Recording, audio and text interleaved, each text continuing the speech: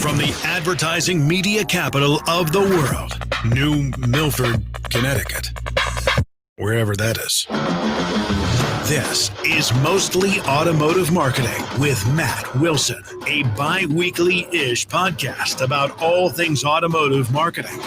Now, here's your host, Matt Wilson.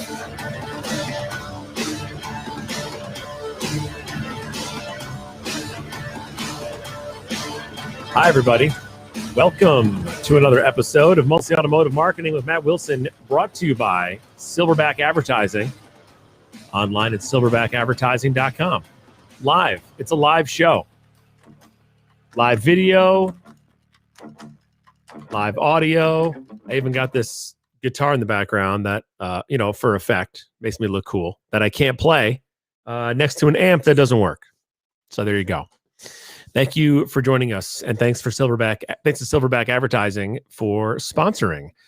I wanted to share with you a phone call I got last week from a dealership that I thought we could all talk about. We could talk about how it went. We can, and I could get some. I'd love to hear what you guys think about whether they handled it correctly, or how you would have handled it if you were in the same situation, or how you think the dealership should have handled it. And maybe we'll all learn from it. All right. So I got it. Oh, I wanted to turn on Instagram Live too, and I totally forgot how to do that. You see, this is what happens when you're multitasking. I need a producer. That's what I need. Hold on. Bear with us. Instagram Live. There we go. Checking connection. I have a connection. I knew I was going to forget something. Anyway, so last week I got a phone call from a dealership that I used to service my car at. Used to take my car there. Been taking different cars there for a long time, but most recently I've been taking it somewhere else. So I got a call from the dealership, and here's how it went down. I said hello, and they said, "Hey, your 2018, 19, whatever year it is, Murano is due for an oil change. Would you like to schedule an appointment to get that done?" I said, "I just had the oil change somewhere else yesterday, so I'm all set." And the dealership lady said, "Okay, we'll get that record updated for you that it's been serviced." And I said, "Great, thanks for calling." And the dealership lady said, "Sure, no problem. Have a great day."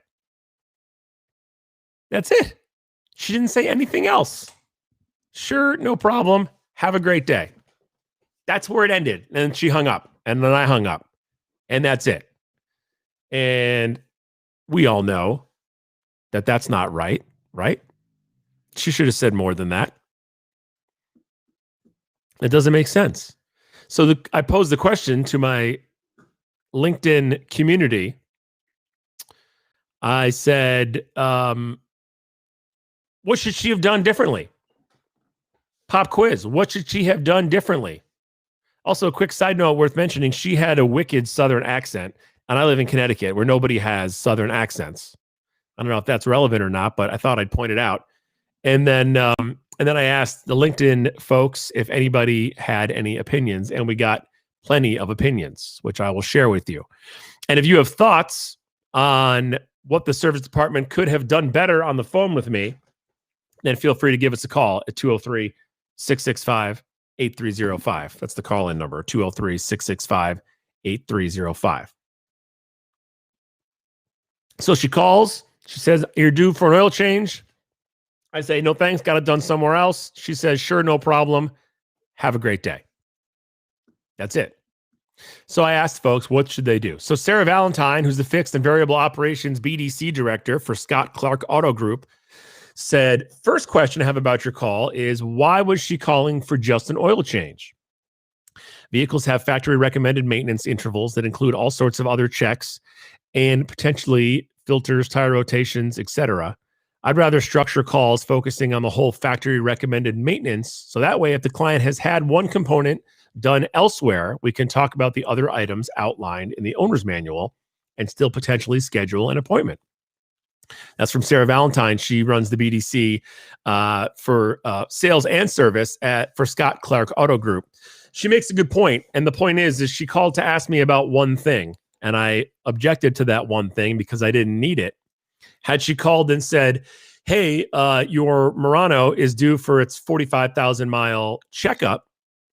I don't know if that's when they're due for checkups, but as an example, is due for its checkup, oil and lube, tire rotation, Johnson rod lubrication, whatever other things have to get done at the 45,000 mile mark. I'm not a technician, so I don't know what those things are. And I objected to one. She could have said, okay, well, when you took it to get the oil changed, Nissan has a couple of other things they recommend you do at this interval. Did you have those things done? So she pigeonholed me into saying, asking me one yes/no question. I said no. Conversation was over. John Hoyos, who is a business strategy professional / sales manager, doesn't say where he works. He says, I should have said, would you tell me why you went somewhere else for your service? That's a great one. Hello to Jen Rowe. Thanks for checking in on Instagram. People are checking in.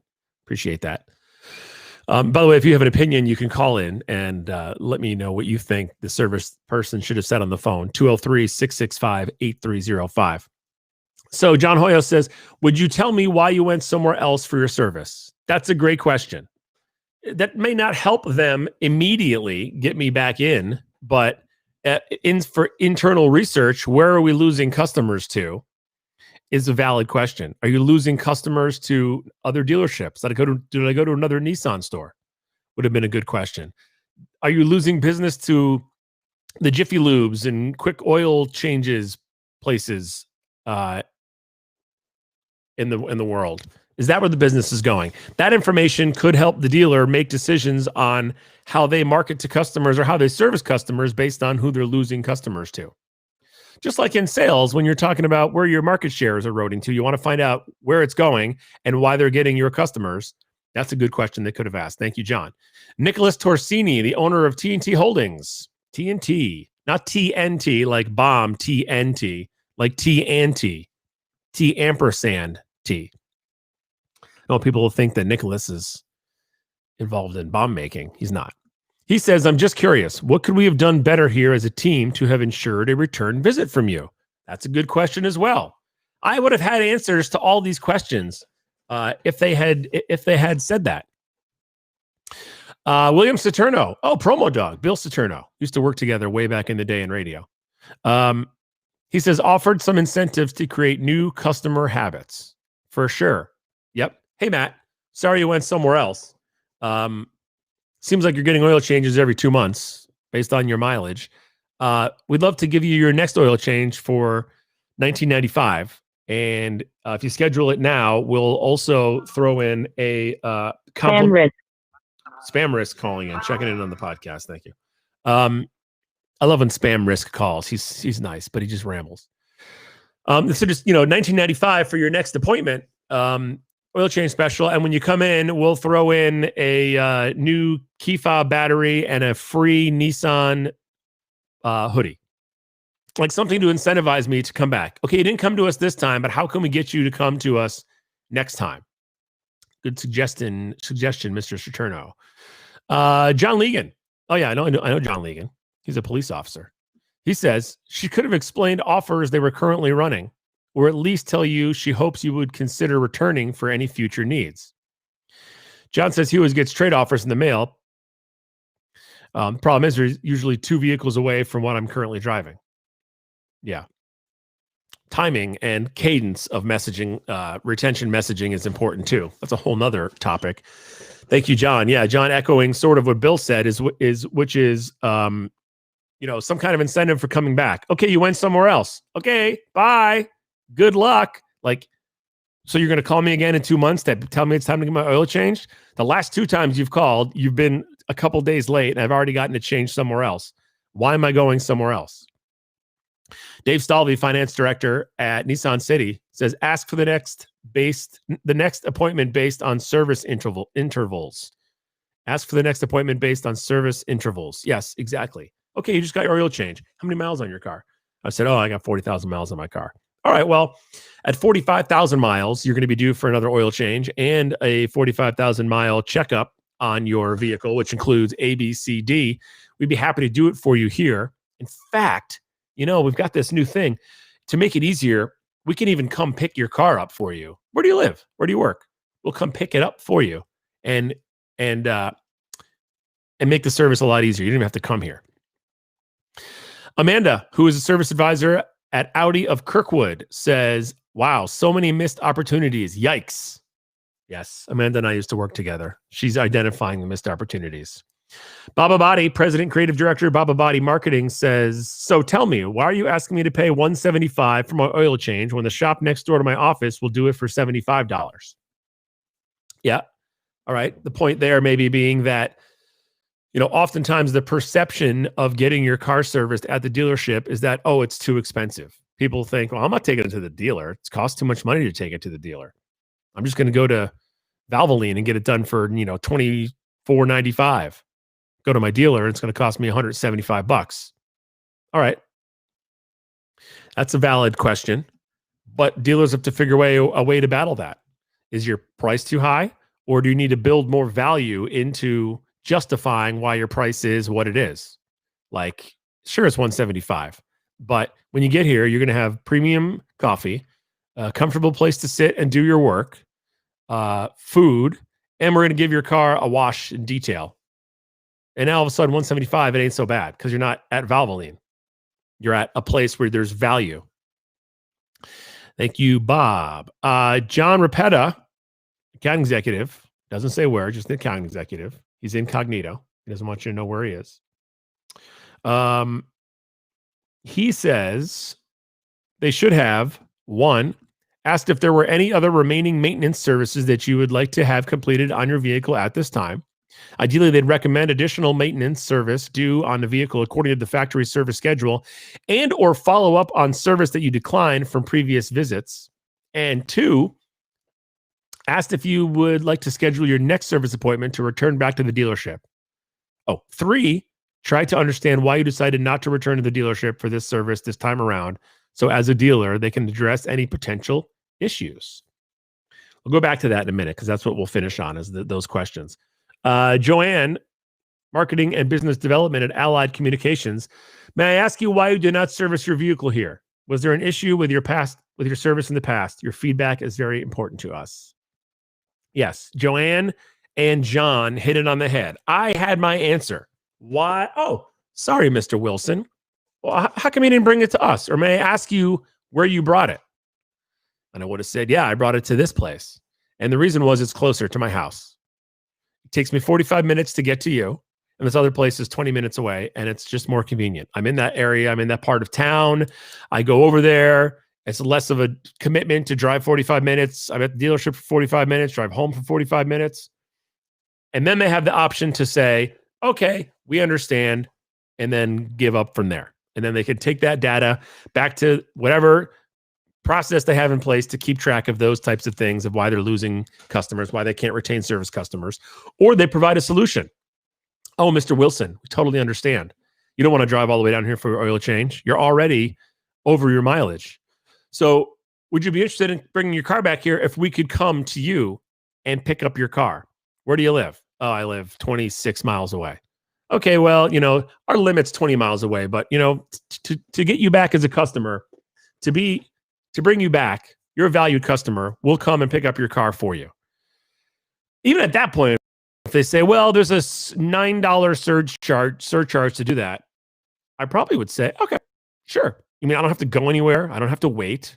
I don't have to watch something on TV in a waiting room full of people who are watching something I don't want to watch in a COVID-rich environment, right? But they didn't do that. They missed a huge opportunity. And by the way, this is the second time that I've gotten that phone call from that dealership. And I thought the second time they called, maybe they would have made some improvements, but they did not. So I missed the opportunity to try and learn why did I defect and go somewhere else, A. B, can they retain my business in some way by providing value to me? Or C, at least admitting that they would have lost a customer. I guess it's only A and B. C was nothing there. I thought I had something there with three things, but as it turns out, I only had two things.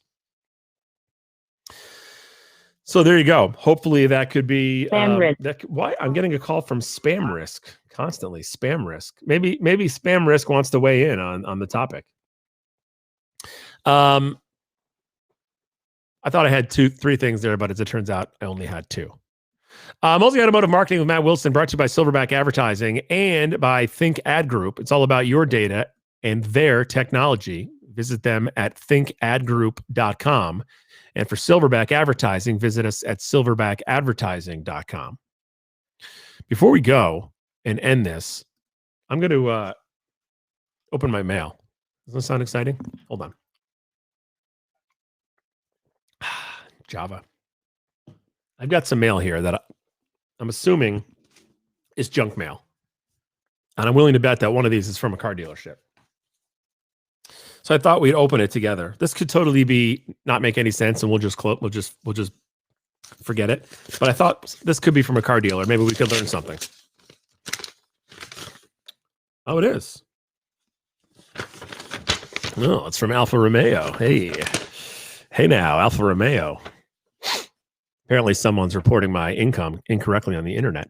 Dear Matthew Wilson, Alfa Romeo is committed to the safety and security of our customers and their passengers. We here at Todd Alfa Romeo want to reach out personally and let you know that your vehicle may be experiencing a few common issues.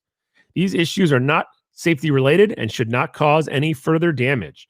However, while you're still under factory warranty, we'd like to correct these repairs with zero cost to you. Oh, you know what this is from Todd Alfa Romeo? A retention letter. They're trying to retain my business.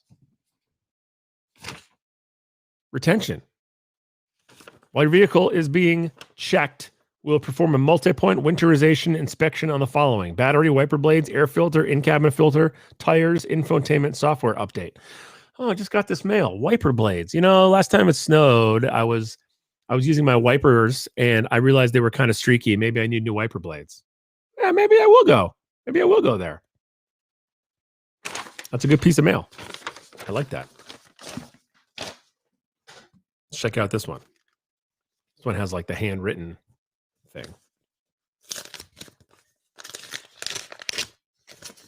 Isn't this exciting? You guys like my new branding, by the way? New branding, new logo.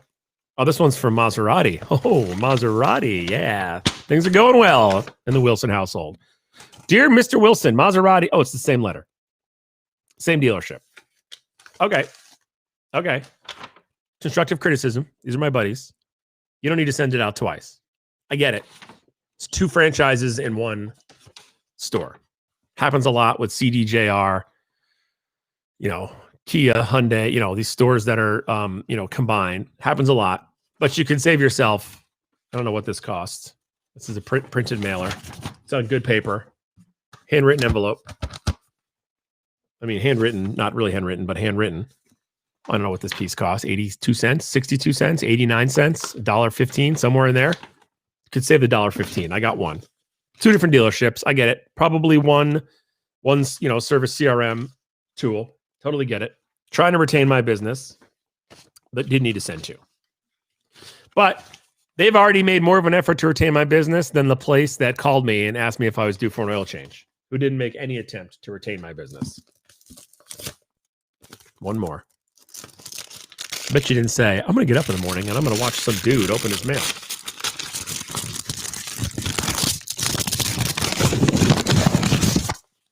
Wanted to make sure you got the full sound of that. Oh, I'm pre-qualified. Pre-qualified for a mortgage. Seems like odd timing since I just bought a house. But, So, piece of mail that's a little bit too late. That's data right there. I was talking to a dealer the other day about, delivering impressions, delivering ads to somebody, retargeting, display ads, whatever, OTT, whatever it is, over an extended period of time.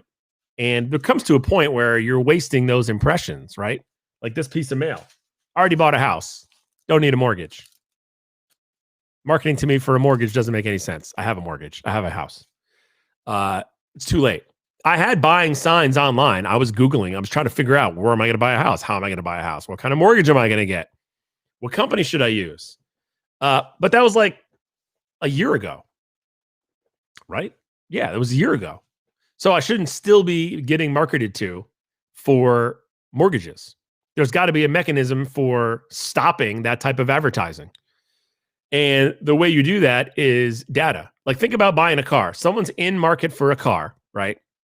And the sales cycle is a lot longer than we think. We like to think that it's 25, 35 days, but it's not. It's 45, 65, 85 days between the time a person starts shopping and the time they buy a car. But there comes a point where you're serving that person ads and you're too late. They already bought a car. Like, why are you serving them ads? So there should be a cap, a frequency cap, a time cap on when you're serving that person ads. Or if you're serving them ads and they convert, you're serving them an ad, they convert by clicking or calling or walking in the dealership or whatever, that's it. You stop serving them ads because you did your job. You created the conversion. And there's no way for you to know if that person bought. But if you keep serving that guy ads for the next 30, 60, 90 days, you're wasting impressions. A dealer, you're wasting impressions, and your agency is telling you you're getting a ton of impressions, even though those impressions are going to people who've already purchased a car. This company that sent me this mailer, which I have since crumpled up and is now all over the floor. It's going to drive me nuts. I'm going to have to vacuum. Doesn't have updated data. They're serving me a message, old school, via mail for something that I bought a year ago. And you need to work with somebody who can close the loop. So you're not just pushing ads out to people who are in market, because you're not always in market. Once you're out of market, there needs to be a mechanism to stop serving that person ads. All right, everybody, did we pick up? We got it. I got a lot of cool episodes coming up that I want to share with you real quick. Would have been helpful to have this document open. And then in the coming weeks, lots of great episodes of Mostly Automotive Marketing with Matt Wilson. I'm going to be talking to, this guy's awesome. His name is Larry Feldman. He's the president of Career Changers USA, which is, he does fantastic training, auto industry training, salespeople, managers, you name it. I'll be talking to him next week. I stumbled across a website on the internet called dealervendormatch.com. What the hell is dealervendormatch.com? Matt Wilson investigates. That's coming up in a couple of weeks as well. Oh, and then I'm talking to Max Zanin soon. You know Max Zanin. He's all over LinkedIn in the automotive space. I'll be talking to him soon about an article he wrote in Dealer Marketing Magazine. I got a couple of episodes of Xpera Marketing with Colin Carasquillo that I'm co-hosting in the coming weeks. Lots of stuff.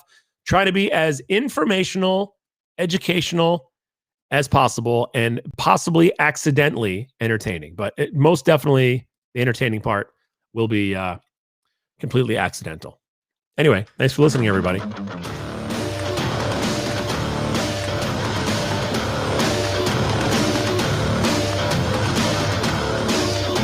Mostly Automotive Marketing with Matt Wilson is brought to you by...